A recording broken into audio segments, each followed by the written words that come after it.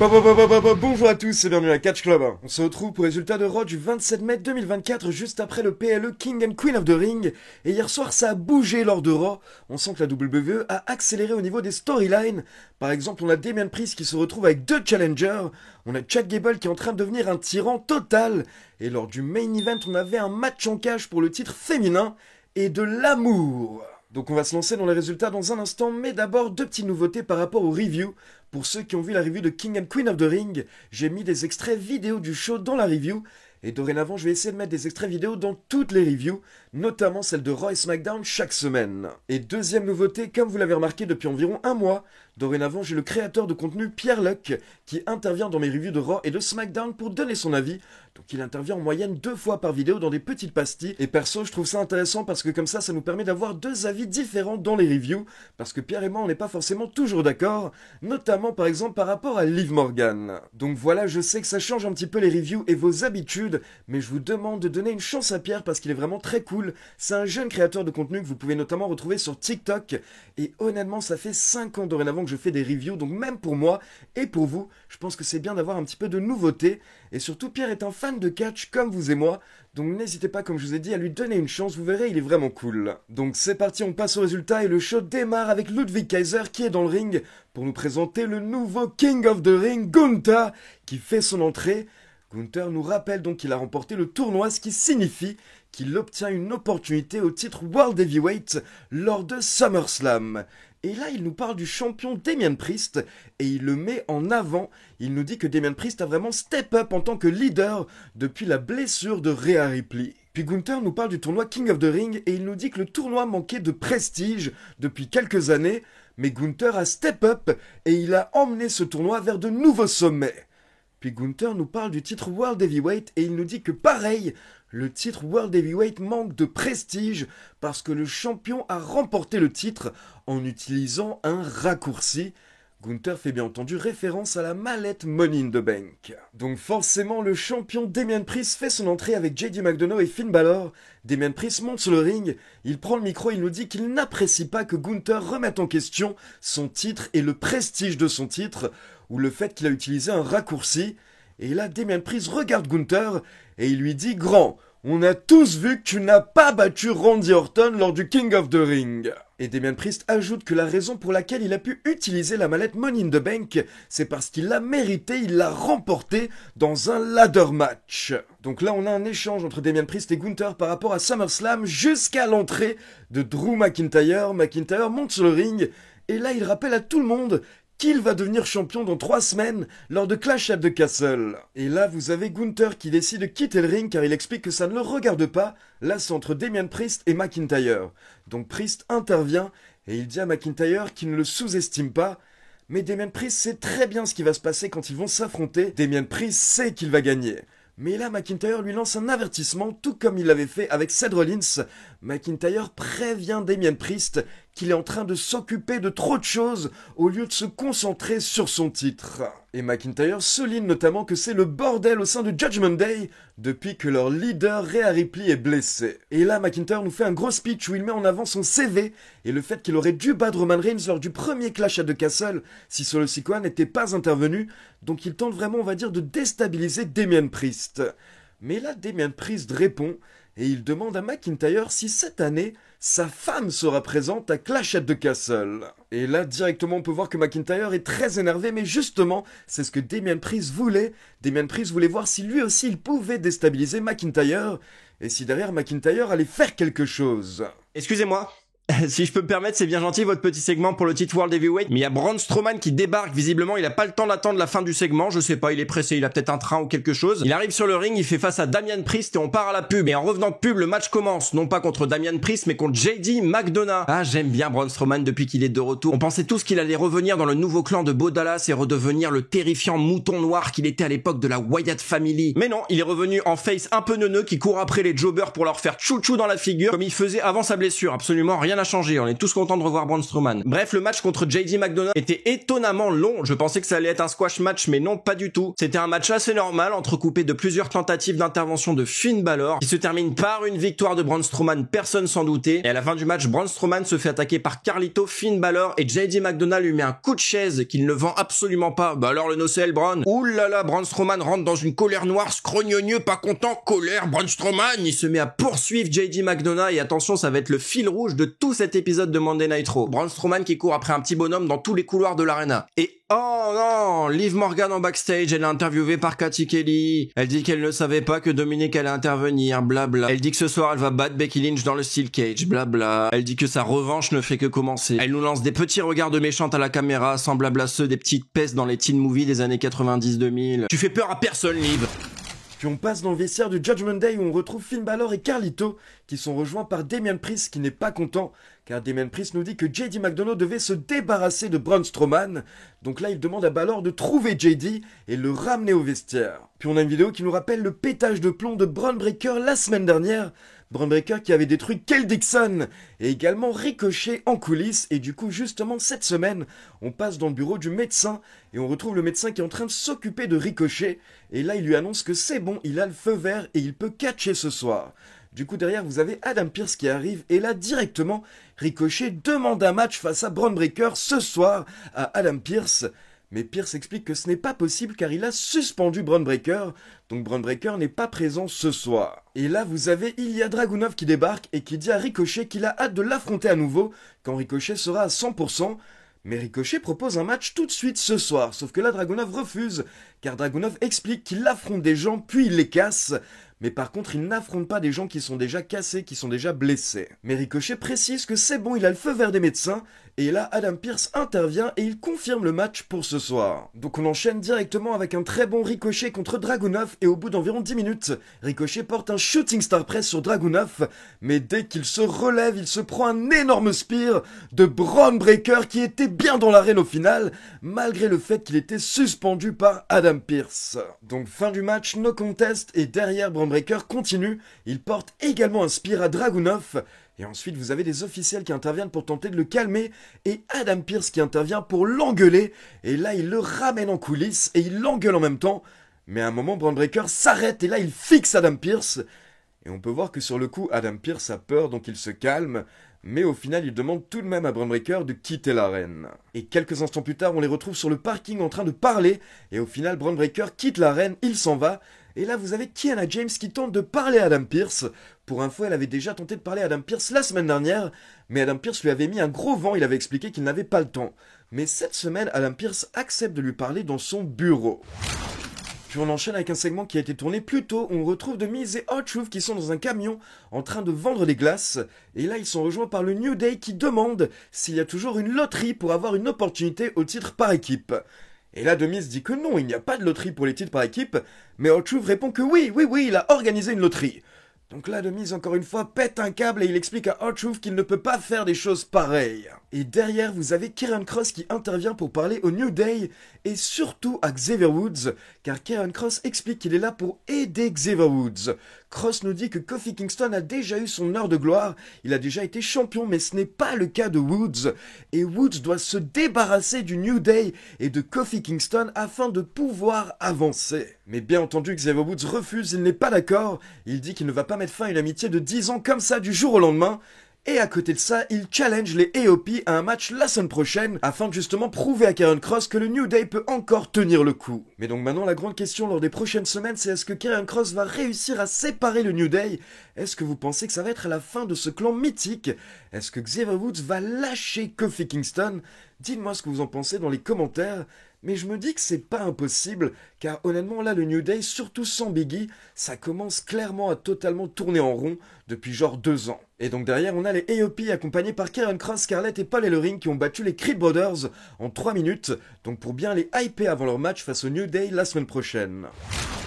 Ensuite, hier, on a eu 2 nouveaux QR codes, un qui était placé dans WWE 2K24 et un autre qui a été placé pendant Raw, et ce QR code nous a mené vers un nouveau lien dans lequel on avait 2 vidéos, une capture d'écran et plusieurs autres petits indices. Et dans l'une de ces vidéos, on retrouve la psy qui avait disparu ces dernières semaines. Elle est apparemment dans le journal télévisé en mode breaking news, et là elle remercie les gens qui se sont inquiétés pour elle, mais elle précise qu'elle est surprise que les gens étaient inquiets, car elle nous dit qu'elle va très bien, elle n'était jamais en danger, et surtout elle nous dit qu'elle est reconnaissante qu'il l'ait enfin libérée. Donc on avance petit à petit, mais je sais que beaucoup de personnes sont saoulées, beaucoup de personnes trouvent que c'est un petit peu trop long. De mon côté, ça va, même si je commence un petit peu à perdre patience. Mais je le rappelle, d'après les derniers indices, on devrait bientôt avoir la révélation et le retour de Bo Dallas. Il y a même une date qui est sortie. Je vous ai tout expliqué dans la review King and Queen of the Ring, donc n'hésitez pas à checker.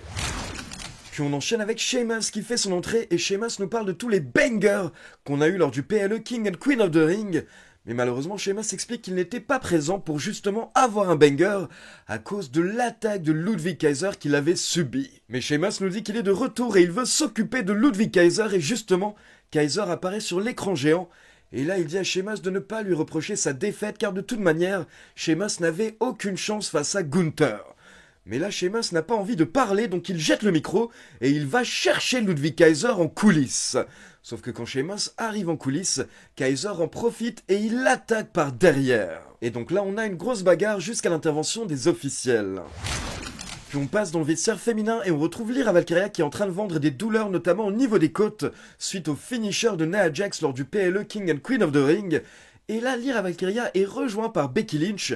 Becky Lynch qui a l'air un petit peu perdue ou alors en pleine réflexion. Lynch se pose à côté de Lyra Valkyria et là elle explique que l'objectif ce n'est pas de gagner tout le temps, mais c'est de s'améliorer tout le temps. Becky Lynch dit à Lyra qu'il faut continuer à gagner, à apprendre et à s'améliorer jusqu'au moment où il est temps de partir. Puis elle souhaite bonne chance à Lyra et elle s'en va. Et pour info, ce segment n'est pas anodin, surtout les paroles de Becky Lynch quand elle parle de s'en aller, car pour ceux qui ne sont pas au courant, le contrat actuel de Becky Lynch prend fin dans 3 jours, le 1er juin 2024, et à l'heure actuelle, en tout cas jusqu'à hier matin, d'après Fightful, elle n'aurait toujours pas re-signé avec la WWE. Donc là, clairement, la WWE est en train de jouer sur ça. Maintenant, est-ce que Becky Lynch va re-signer? Perso, je pense que oui, mais dans tous les cas, elle a bien motivé Lyra hier soir, car derrière, on enchaîne avec Lyra Valkyria contre Kairi Sane accompagnée par Dakota Kai, et vers la fin du match, Lyra a contré le Insane Elbow de Kairi Sane, elle a enchaîné avec un tombé pour la victoire. Et du coup, après le match, quelques instants plus tard, vous avez Kairi Sane et Dakota Kai qui retournent dans le vestiaire de Damage Control. Et là, vous avez Io Sky qui pète un câble, car elle n'en peut plus de Lyra Valkyria. Puis on retourne dans le vestiaire de Judgment Day et on a Damien Priest qui demande à Finn Balor et Carlito, mais où est JD McDonough? Et Damien Priest demande également à Carlito, mais pourquoi est-ce qu'il est là? Donc là, Carlito s'en va, mais au même moment, vous avez JD qui débarque. Donc Carlito fait genre, c'est lui qui a trouvé JD McDonough. Et là, Damien Priest lui demande où il était. Et JD explique qu'il était en train de courir, en train de fuir, parce que Braun Strowman lui courait après. Mais là, Damien Priest mentionne qu'il a vu JD McDonough parler avec Liv Morgan en coulisses. Et là, JD McDonough avoue que oui, c'est vrai, il a parlé à Liv Morgan, mais il dit à Damien Priest que Priest n'a pas entendu ce qu'il a dit. Et justement, parlons de Liv Morgan, là vous avez Dum Dum qui débarque. Donc là, Damien Priest demande aux autres de sortir car il veut parler seul avec Dum Dum. Et il demande à Dum Dum s'il a des nouvelles de Mamie Rhea Ripley. Et Dum Dum dit que oui, il lui a parlé, et Rhea Ripley sait très bien que Dum Dum voulait aider Becky Lynch lors du King and Queen of the Ring, et qu'il voulait empêcher Liv Morgan de gagner à la base. Dum Dum précise qu'il a dit à Mamie qu'il va tenter de régler les choses ce soir, et là vous avez Damien Priest qui dit à Dum Dum de le faire, car sinon il n'aimerait pas être à sa place. Et donc derrière, on enchaîne avec Carlito contre Rey Mysterio, et pour info, lors du segment de Judgment Day en coulisses, Carlito a précisé qu'il espérait avoir l'aide de Finn Balor lors de son match. Mais là, Finn Balor hésitait car il avait Damien Priest qui était en train de le regarder. Du coup, lors du match, Carlito fait son entrée et il regarde derrière lui car il espère voir Finn Balor. Mais Balor n'est pas là, Carlito est tout seul. Mais au final, au bout de quelques minutes, Balor intervient et il se débarrasse de Dragon Lee au bord du ring. Sauf que là, Rey Mysterio se débarrasse de Balor. Et derrière, Rey Mysterio enchaîne avec son 619 et un splash sur Carlito pour la victoire. Mais attention, ce n'est pas terminé car après le match, Rey Mysterio attaque Finn Balor et il le place sur la table des commentateurs pour que Dragon Lee lui saute dessus depuis la 3e corde. Mais là, Damien Priest intervient Au final, Damien Priest est obligé de prendre les choses en main lui-même. Et là, du coup, il met une fessée à Rey Mysterio et Dragon Lee. Puis à la fin du segment, il fixe Carlito et Finn Balor. Damien Priest n'est pas content d'avoir dû intervenir. Puis on enchaîne avec Bronson Reed contre Otis avec Chad Gable. Otis voulait faire ce qu'il voulait pendant le match, mais encore une fois, Chad Gable a tenté de le coacher, de le contrôler. Sauf que derrière, ça a mené à Bronson Reed qui a pris l'avantage et qui a porté son Tsunami Splash pour la victoire. Et donc derrière, après le match, Otis veut quitter le ring, mais là, Chad Gable prend le micro, il ordonne à Otis de venir sur le ring et il ordonne également à Maxxine Dupri et Tozawa de les rejoindre, car apparemment, Chad Gable veut leur donner une leçon. Et là, on a vraiment eu un Chad Gable qui était détestable, qui était parfait dans son rôle, et il nous a expliqué que Otis manque de discipline.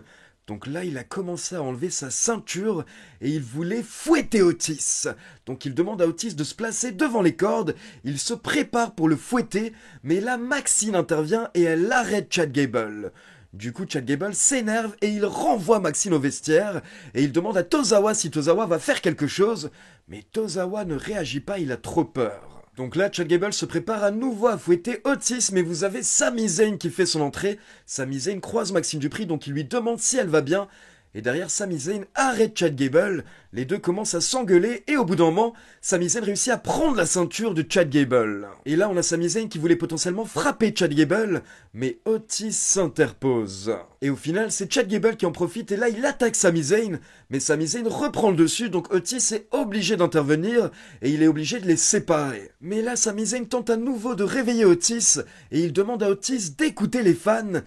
Et on peut voir qu'Otis hésite, mais à ce moment-là, Chad Gable en profite à nouveau, et il porte une German suplex à Sami, puis derrière il enchaîne avec plein de patates sur Sami Zayn, et au final, Chad Gable quitte le ring, avec Otis qui le suit malgré tout.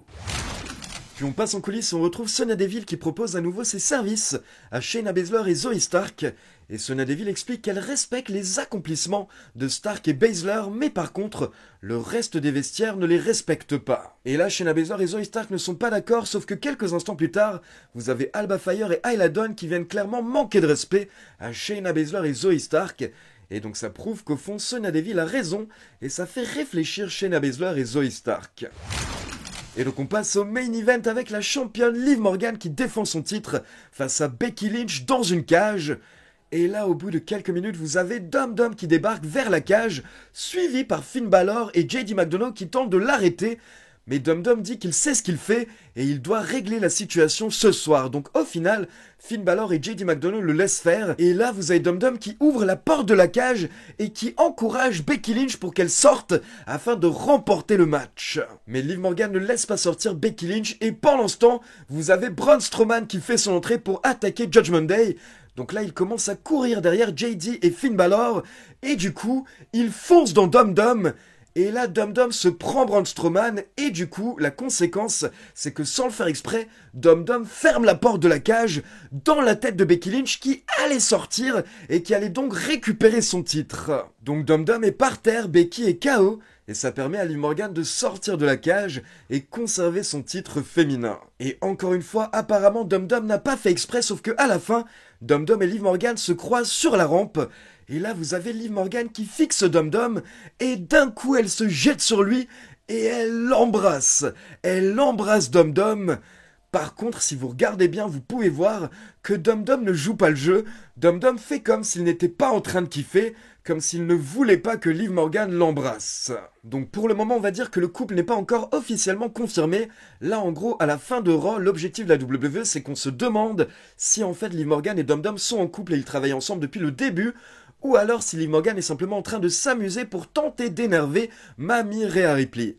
Alors personnellement, comme beaucoup d'entre vous, je pense qu'en fait Dum Dum est un petit coquinou et qu'il s'amuse discrètement avec Liv Morgan depuis quelques temps, sachant justement que ça faisait quelques semaines qu'on avait des indices par rapport aux deux. Alors conclusion, déjà Pierre, qu'est-ce que t'as pensé du show cette semaine? Mon avis sur cet épisode de Monday Night Raw, nous avons eu un excellent segment d'ouverture jusqu'à l'arrivée de Braun Strowman évidemment. Même si on se rend vite compte que Damian Priest ne fait pas le poids au micro face à un Gunther ou un Drew McIntyre, il se fait vite marcher dessus. Il était plutôt en dessous pendant ce segment. Ce qui me fait le plus kiffer à Raw actuellement, c'est tout ce qui se passe autour de la Alpha Academy. C'est génial et ultra divertissant. Même si j'aurais préféré que Chad Gable remporte le titre en Arabie Saoudite, il est excellent Chad Gable. Et c'est génial ce programme, j'adore ça. Je ne veux pas que ça s'arrête. Et ça faisait très longtemps qu'on n'avait pas eu un programme de mid-card aussi cool et aussi divertissant. Vite la suite, j'adore ça. Vous voulez que je donne mon avis sur Liv Morgan, nouvelle championne, c'est ça? Eh bah oui, Liv Morgan est la nouvelle championne. Et je dis pas, elle mérite cette ceinture. Ça me fait mal de le reconnaître, mais son match en Arabie Saoudite était très bon. Et son match de cette nuit contre Becky Lynch était très bon également. Elle a gagné grâce à Chuchu Braun Strowman. Mais je n'arrive pas à m'investir dans le personnage, je suis désolé. Je suis sûr qu'ils vont nous raconter des bonnes histoires avec Dom Dom, le Judgment Day par la suite, mais pour l'instant je m'en fous. Son histoire de Revenge Tour et son manque de charisme, ça me dérange, je suis désolé. Je dis pas que j'aimais le règne de Becky, son règne était insignifiant et j'aurais préféré voir une Shayna Baszler par exemple remporter le titre à la Battle Royale. Mais en tout cas pour l'instant Liv n'est pas ma championne. Et d'ailleurs pourquoi Dom Dom, le Judgment Day, tout ça ne voulait pas que Liv Morgan remporte le titre ce soir comme en Arabie Saoudite? Ils s'en foutent en fait, c'est juste des championnes de transition parce que peu importe quand Rhea Ripley va revenir, elle va tabasser tout le monde, elle va tabasser la championne, elle va reprendre ce qui lui est dû. Bref, c'était un très bon épisode de Monday Night Raw. Et je suis content que la trame habituelle de la WWE reprenne, je suis content que le King of the Ring soit fini, même si j'ai été agréablement surpris par la qualité de ce PLE, pas des résultats. Maintenant on est parti pour la Road to Clash at the Castle. Drew McIntyre doit absolument gagner. Merci à tous, à la prochaine, merci Ali et vive le catch bien sûr. Alors perso, j'ai également adoré le début du show avec Gunther, Damien Priest et McIntyre. Ça fait plaisir de voir que Gunther dorénavant fait partie de cette catégorie de main eventer et Damien Priest également. Et honnêtement, ces dernières semaines, Damien Priest est vraiment en train de passer à un autre niveau. J'ai vu certaines personnes qui le critiquaient au micro, mais je trouve qu'il est très très bon et qu'il tient totalement, notamment face à McIntyre ou encore Gunther. Donc début du show, excellent. À côté de ça, en effet, la Alpha Academy et Chad Gable, ça devient vraiment très très bon. Et Chad Gable est détestable.